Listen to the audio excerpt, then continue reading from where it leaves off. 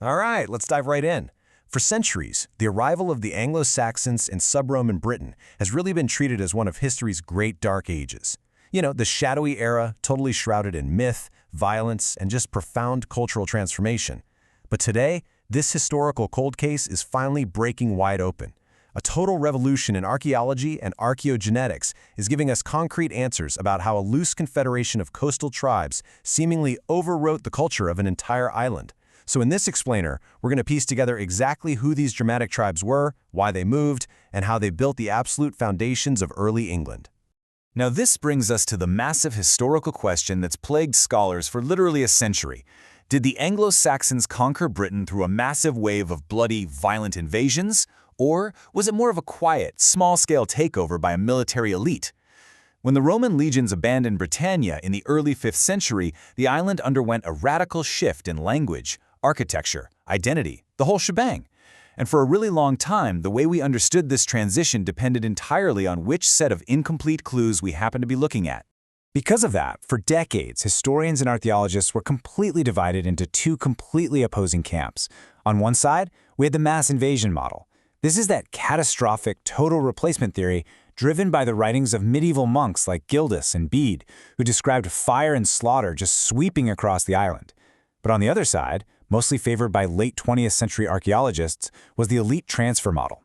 They argued, hey, there just isn't enough archaeological evidence of mass slaughter. So instead, they proposed that a small, highly militarized Germanic aristocracy arrived, took over the top social tiers of an unarmed native Romano-British population, and just forced their culture downward. Two totally different narratives. But to figure out which one is actually right, we really need to look at the suspects themselves. And what's really fascinating about these tribes, the Angles, the Saxons, and the Jutes, is that they weren't unified, homogeneous nations with strict borders. Not at all. Instead, they were these shifting, decentralized confederations of coastal tribes. The Angles belonged to the broader Suebic Confederacy up in modern-day Schleswig-Holstein. The Saxons, they likely evolved from a highly active, piratical maritime tribe known to the Romans as the Chauci, operating right near the Elbe River, and the Jutes hailed from the Jutland Peninsula. Their whole system of governance was tribal, managed by families and kindreds rather than kings ruling over fixed-drawn territories. But here's the thing, they were hardly strangers to the native Britons they'd eventually encounter. Actually, long before the Roman Empire collapsed, these Germanic tribes were already deeply entangled with it. Back in the late 3rd century, the Romans built a massive network of coastal fortifications along the English Channel. This stretched from Norfolk all the way to Hampshire, and it was known as the Litus Saxonicum, the Saxon shore. While older histories viewed these purely as defensive forts meant to keep Saxon pirates out, modern archaeology paints a much more symbiotic picture. These forts facilitated trade, and on top of that, Saxons were actively integrated into the Roman military as cavalry veterans, so their eventual presence in Britain, it wasn't some sudden, out-of-the-blue shock. It was really the climax of a long geopolitical buildup.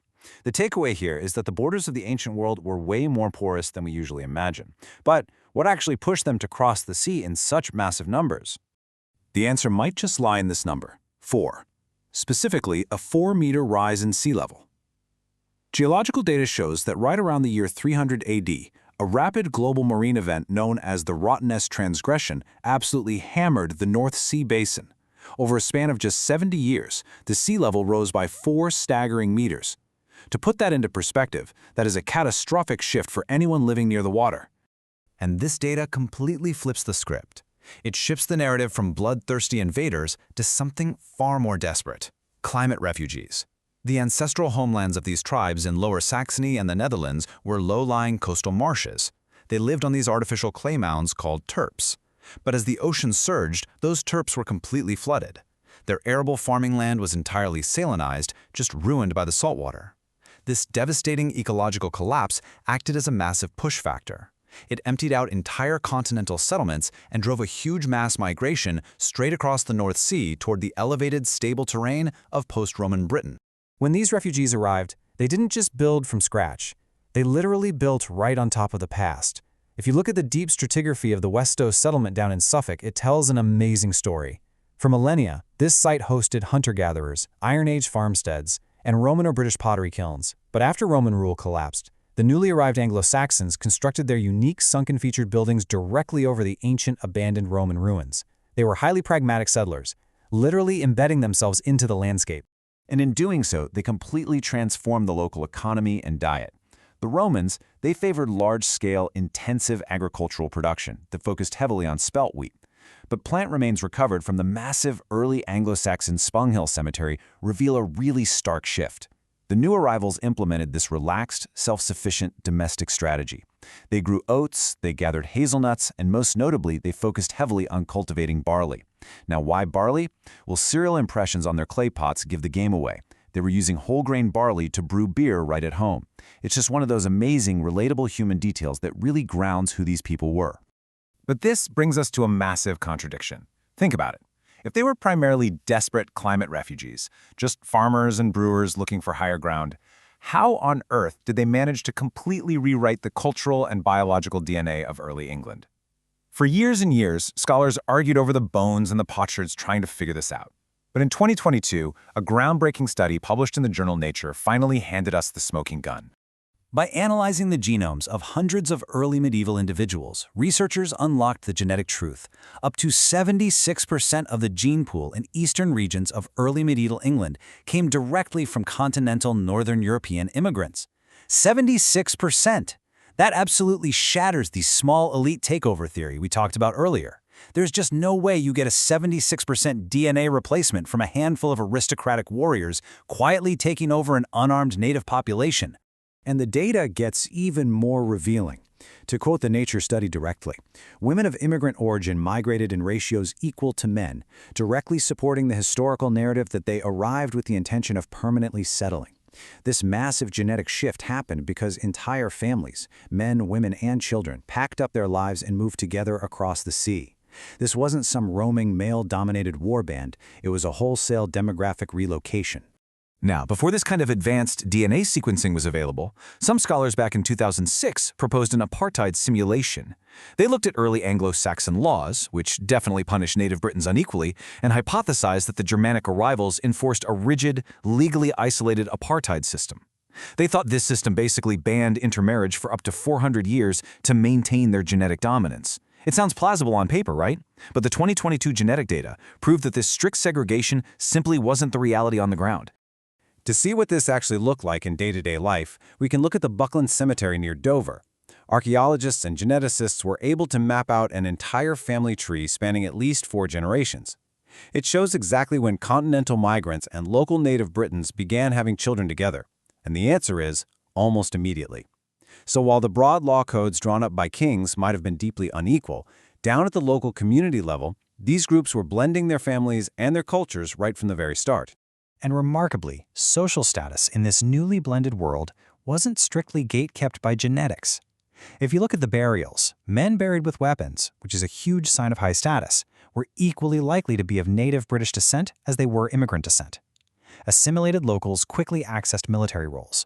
And my absolute favorite example of this, in Cambridgeshire, an incredibly high-status woman was buried with an entire, complete cow. But when they tested her DNA, she possessed a majority of local native British ancestry. This was a highly complex, integrated society, even if it was born out of massive upheaval. However, the linguistic legacy leaves a much darker footprint. As the Anglo-Saxons consolidated their power, they referred to the indigenous Celtic Britons using the Old English word Wales. This derived from a Proto-Germanic word originally meaning foreigner or stranger. Note the bitter historical irony here. The newly arrived immigrants were calling the native population foreigners. Over time, this term violently evolved in Old English to become synonymous with slave or serf, and it's actually the root of the modern word Welsh.